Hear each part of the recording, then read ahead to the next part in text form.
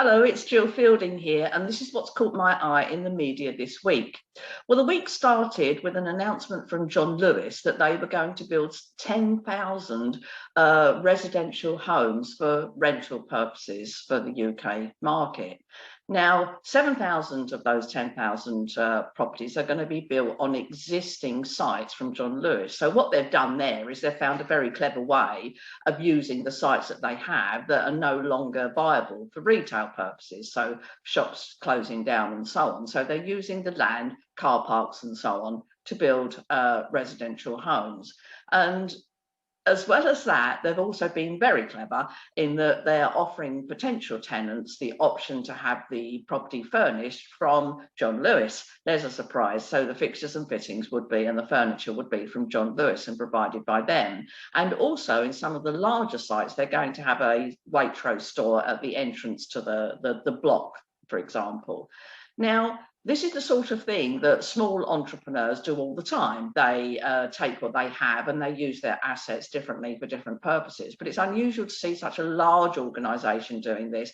But it actually makes sense and it's very clever, because what they're doing is they're using the assets that they have that are no longer viable for retail. So they're using the assets for another purpose. They're also guaranteeing customer footfall through the Waitrose shops, and they're also guaranteeing sales of their furniture and fixtures and fittings because they're going into the properties. So very clever, and all businesses, whether they be small or large, should look to that as an example of how you make the most of your business and how you have to be constantly flexible and changing and moving to fit with the current circumstances. So well done then, very clever.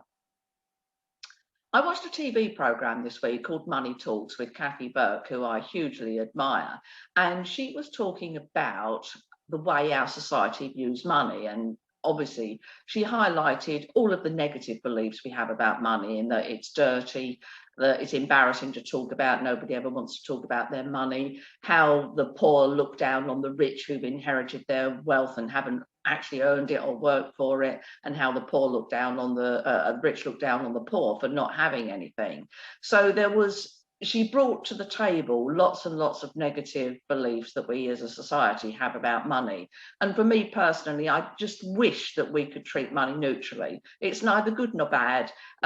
It's the person who's handling it that's the issue. And in fact, I must say, I think of all of the contributors she spoke to during the programme, they were all on normal people and nice people. So it just goes to show having money or not having money doesn't make you nice or abnormal. It just makes you slightly different. And I just wish that we could treat money neutrally and with not quite so much negative emotion. But one thing that I do want to highlight from the programme, I mean, Kathy started in a very poor background with very little money, but she considers herself to be rich.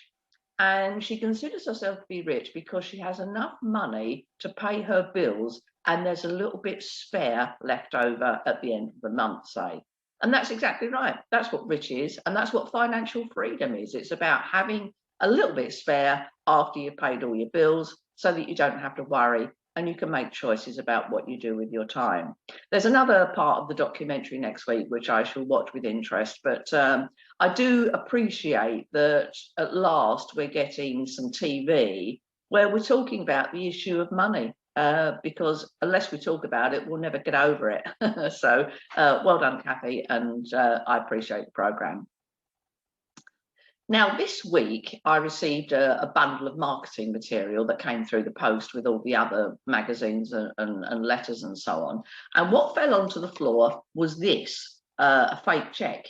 Now, as soon as I saw it flutter to the floor, my heart gave a little skip. I thought, oh, there's a cheque, that's nice.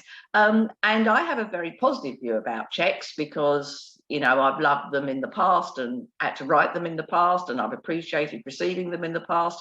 And so for me, as soon as I saw that fake cheque, my heart gave a little skip and I felt very positively about it. But I imagine that my children, or millennials, let's say, wouldn't have the same response. And it was interesting that the fake cheque was a piece of marketing information about buying wine, I think. So it was aimed at the slightly older audience who would know what a cheque was. But I can see that my children wouldn't have been impressed by it, and I don't think any millennial or young person would have been impressed by it.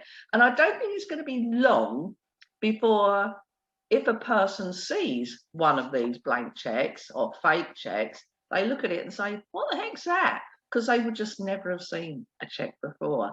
But I think that's a bit sad, actually. I like the use of checks and real money, as well as all the internet stuff that you can tip and tap and flick with.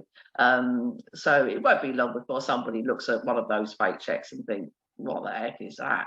That'll be a strange time, won't it? Now, the Deutsche Bank have been doing some research, and they've been researching the England football team. Now, that's interesting because they've not been researching them because of wanting to give tips to their own football team, for example, but they've been researching and watching and monitoring the England football team to see what impact their behaviour and outcomes and results are getting on the UK economy.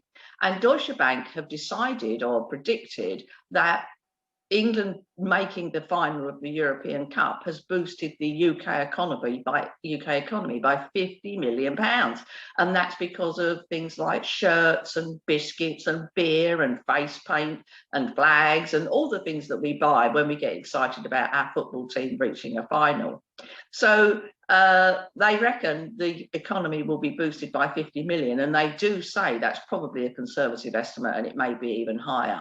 So I started to wonder, whether the England football team actually appreciate what they're doing to the UK economy. And so, for example, when Harry Kane ran up to take that penalty midweek, was he actually thinking, if I score this, then, you know, Joe Bloggs, the furniture fitter in the high street, is going to get a boost in sales? I doubt it, really, but it's quite fascinating to link the two, the football and the economy, together. The better the football team do, the better the economy do, and that works for me. Come on, England.